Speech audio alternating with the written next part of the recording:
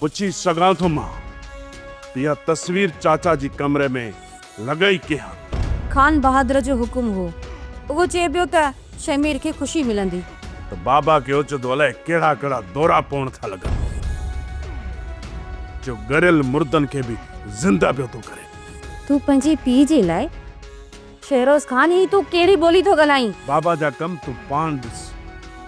जॾहिं चाचा जो हिन हवेलीअ में को ज़िक्र ई न आहे ऐं तव्हां सभिनी खे ख़बर आहे शामिर खान भी इहा ॻाल्हि विसारे चुको आहे त पोइ इन तस्वीर के कमरे में टंगण जी कहिड़ी ज़रूरत आहे? इहो सभु कुझु शमीर जी दिलि रखण जे लाइ पियो करे।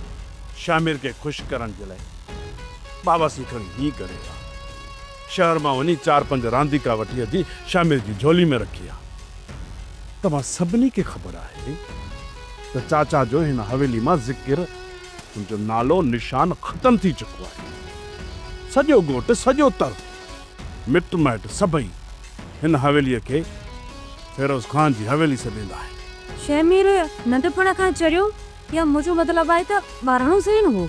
न, शामिर त बिल्कुलु ठीकु ऐं ताज़ो तवारो हूंदो हुयो पर चाचा जे मरण खां पोइ हू पंहिंजो ज़हनी तवाज़ुन विञाए वेठो। शुरू में त इहो हेॾो चरियो बणिजी चुको हुयो जो हू ॻोठ जी घेटनि में कपिड़ा लाहे घुमंदो हुयो।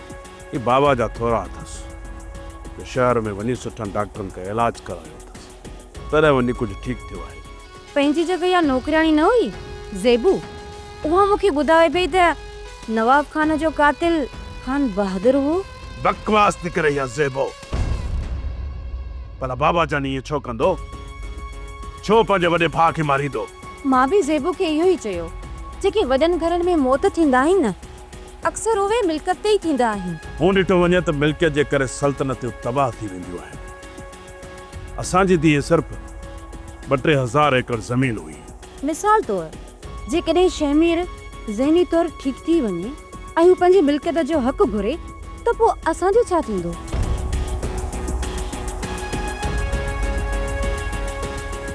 हिन जे करे ई त चऊं था त शामिर ईअं ई हुजे जिन खे का बि ख़बर न पवे। सब्सक्राइब कयो असांजो official YouTube channel Singh TV HD drama ऐं वधीक अपडेट लाइ बेल आइकन खे क्लिक करियो।